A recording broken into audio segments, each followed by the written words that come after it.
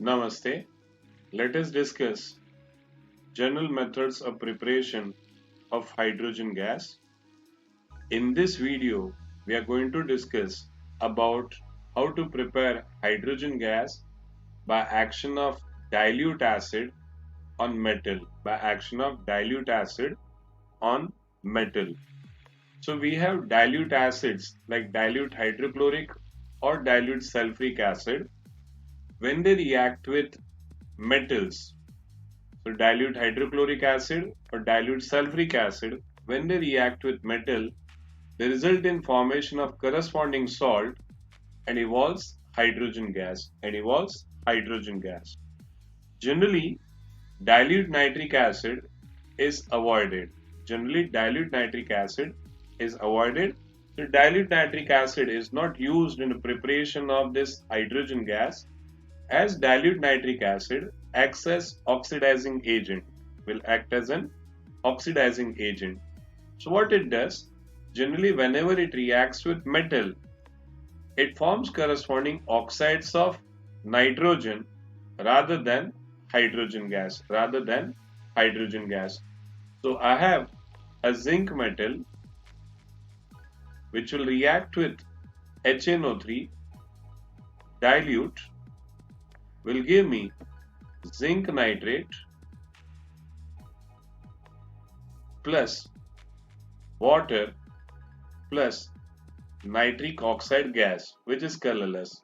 So to balance this, I'll multiply here by 3, here by 8, here by 3, here by 4, and here by 2.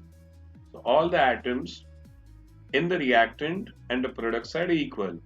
As you can see in this reaction, when zinc metal is reacted with dilute nitric acid, I am getting colorless nitric oxide gas, and hydrogen which has been there, that gets converted as in water. So there is no chance that I can get a hydrogen here because it gets oxidized to water, because dilute HNO3 acts as oxidizing agent. But we need to remember our general note. Dilute nitric acid, when it is 1% diluted, that means very dilute solution, reacts with two specific metal like manganese and magnesium. At a low temperature, results in formation of corresponding salt and evolves hydrogen gas. So I have two metals like manganese and magnesium.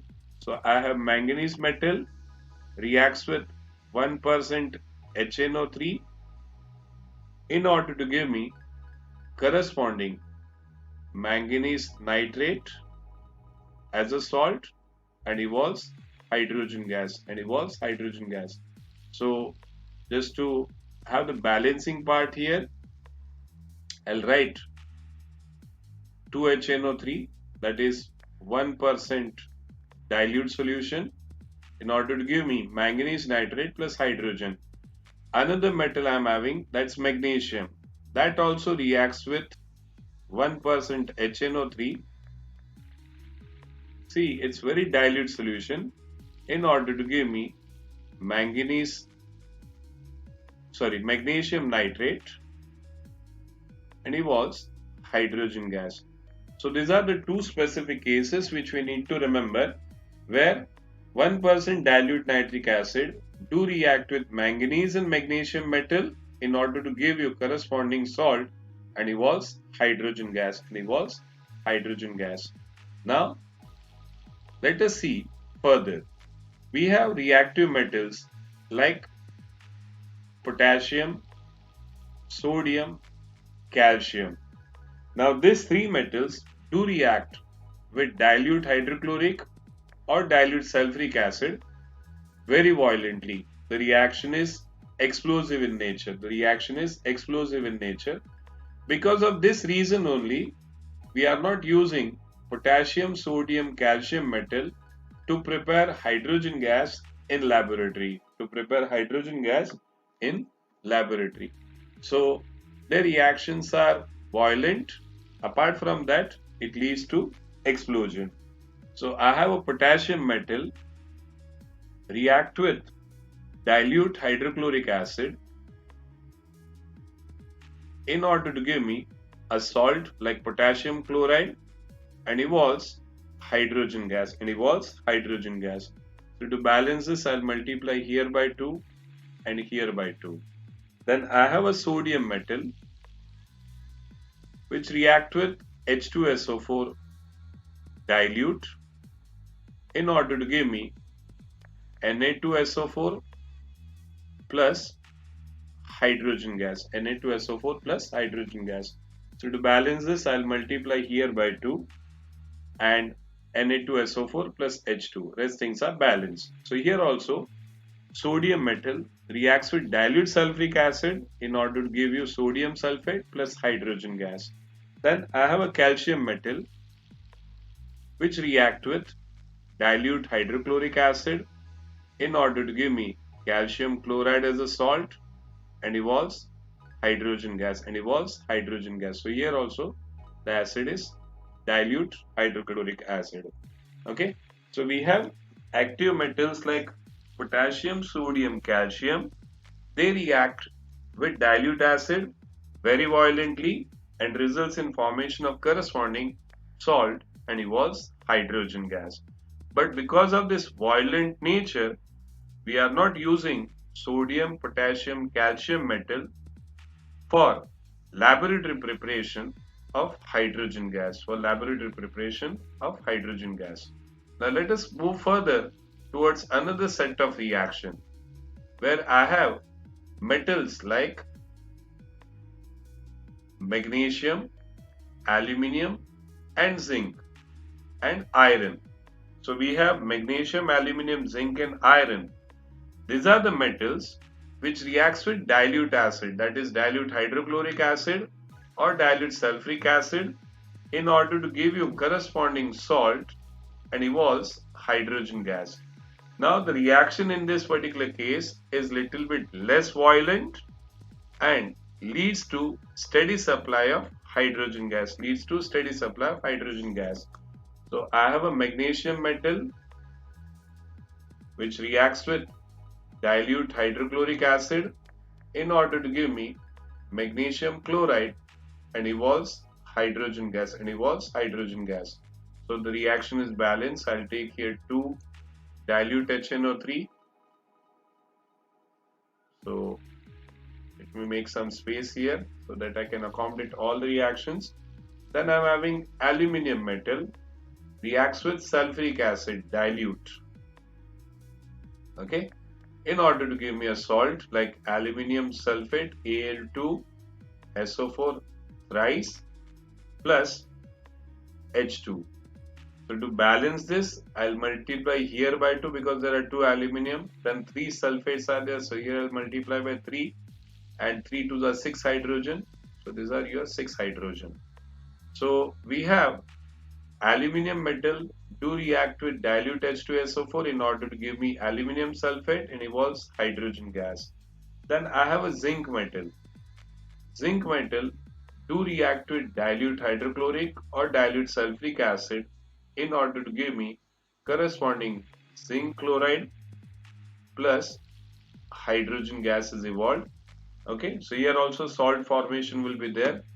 Iron reacts very steadily and smoothly, that means very slowly and steadily, smoothly with dilute acid in order to give me corresponding salt and evolves hydrogen gas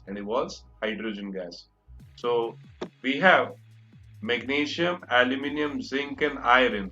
They do react with dilute hydrochloric or dilute sulfuric acid in order to form corresponding salt and evolves hydrogen gas Now, but the metal which is present below iron, that is lead. Now generally lead cannot be used to prepare hydrogen gas from an acid. Now lead normally do not react with dilute acid. It do react with hot concentrated acid. But what happens after some time, the reaction comes to a stop. Because see, if I take a lead metal, now lead metal do react with hot concentrated acid. So let me take lead metal react with 2HCl, that is hot and concentrated, in order to give me PbCl2 plus H2. What will happen? This PbCl2 which has been formed, or PbSO4 if I use a sulfuric acid, if it has been formed. Now this lead chloride or lead sulfate, if I use if I use hydrochloric acid, it will be lead chloride, and if I use sulfuric acid, it will be lead sulfate, which have been formed during this reaction. They are actually insoluble in water. So what will happen? This insoluble component, this water insoluble component will deposit on unreacted metal, will deposit on unreacted metal.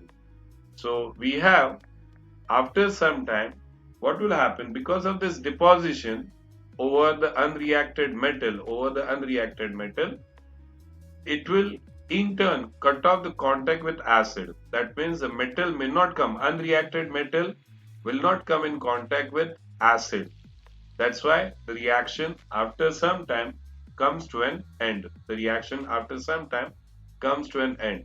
So generally we do not use lead metal because of this reason. Water, the salt which have been formed, those are basically insoluble in water, and they will cover the residual unreacted metal. So as a result, further contact of metal with an acid is prevented. Okay. So these are the general methods of preparation of hydrogen gas by using dilute acid and metal. Thank you for watching.